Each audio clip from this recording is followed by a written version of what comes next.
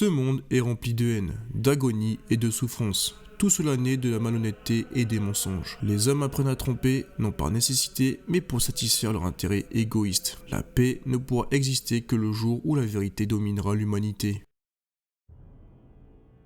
Madara Uchiha n'était pas simplement un antagoniste, c'était un révolutionnaire, un idéaliste sombre, convaincu que le monde ninja était gangréné depuis sa création. Ses ambitions semblaient monstrueuses, mais sa logique froide et implacable presque rationnelle. Pour lui, les guerres, les trahisons et les souffrances n'étaient que les symptômes d'un mal profond, l'égoïsme humain, et seule la vérité absolue pouvait y mettre fin.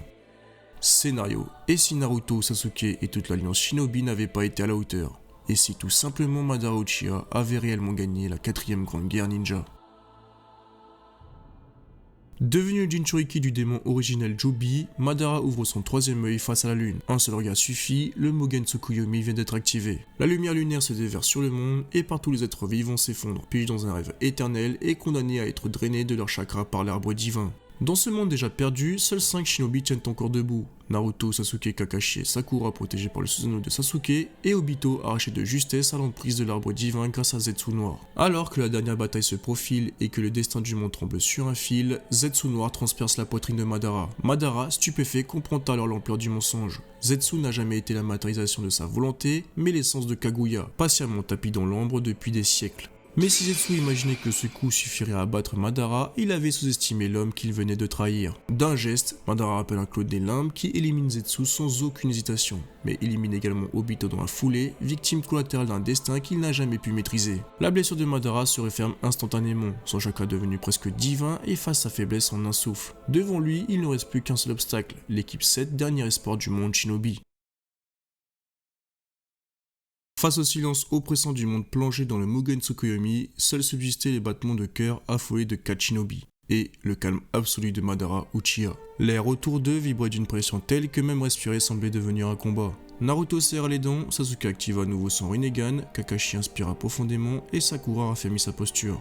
Tous avaient compris la même chose, il n'était plus en train de protéger le monde, mais de retarder l'inéluctable. Madara, lui, demeurait droit, suspendu dans les airs comme une divinité ancienne, son 3ème œil brillait d'une lueur améthyste, annonciatrice de destruction. « Vous n'avez fait que prolonger l'inévitable », déclara-t-il avec sa voix résonnante comme un verdict. « Tant que je respire, murmura Naruto, je me battrai. » Madara esquissa un sourire froid, le sourire d'un homme convaincu et persuadé qu'il agit pour le bien. « Je reconnais votre ténacité, mais la ténacité seule ne vainc pas la vérité, et la vérité c'est que vous êtes faible. » Sans prévenir, Madara étendit son chakra, le sol se déchira instantanément, une vague de force gravitationnelle aspira l'équipe 7 comme si le monde autour d'eux perdait toute cohérence. Sasuke renforça son Susanoo, même son avatar géant grinça car fissuré. Naruto rentra en mode Rikudo, formant des spirales de chakra dorées autour d'eux. Kakashi, lui, malgré son épuisement, ouvrit son Mangekyo Sharingan. Sakura, elle, posa ses mains au sol et tandis qu'elle luttait pour ne pas être broyée sous la pression. Et malgré tout, la réalité semblait pliée sous la volonté d'un seul homme.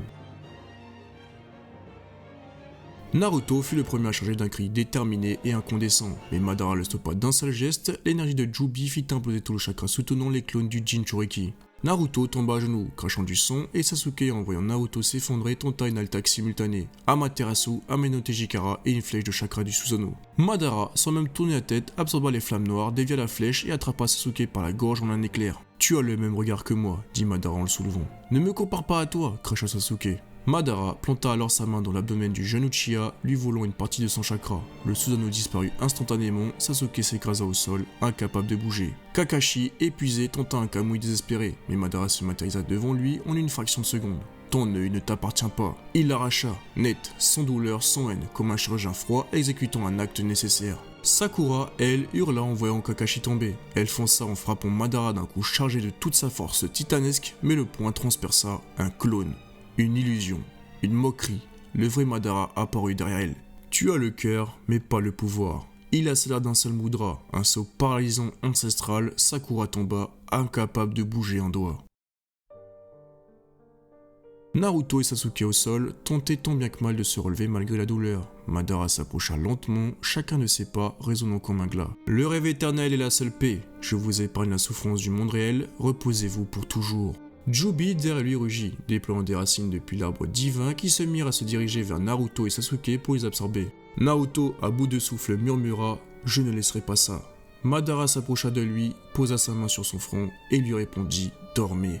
Il le plongea dans le Tsukuyomi infini, un monde parfait, sans douleur, sans regret. Dans le même temps, Sasuke tenta une dernière attaque, mais Madara lui fit de même. Un simple contact, un œil contre un autre. Le Rinne Sharingan contre le Rinnegan, mais le résultat restera toujours le même. D'un seul regard, Sasuke fut instantanément vaincu. Madara se retrouve enfin seul. Aucun bruit, aucune voix, juste lui et la lune illuminant un monde plongé dans le rêve éternel. Il leva les yeux vers le ciel, observant le cercle parfait qu'il venait de créer. Enfin, la vérité règne. Et ainsi commença l'ère du silence, l'ère du Mugen Tsukuyomi, l'ère de Madara Uchiha.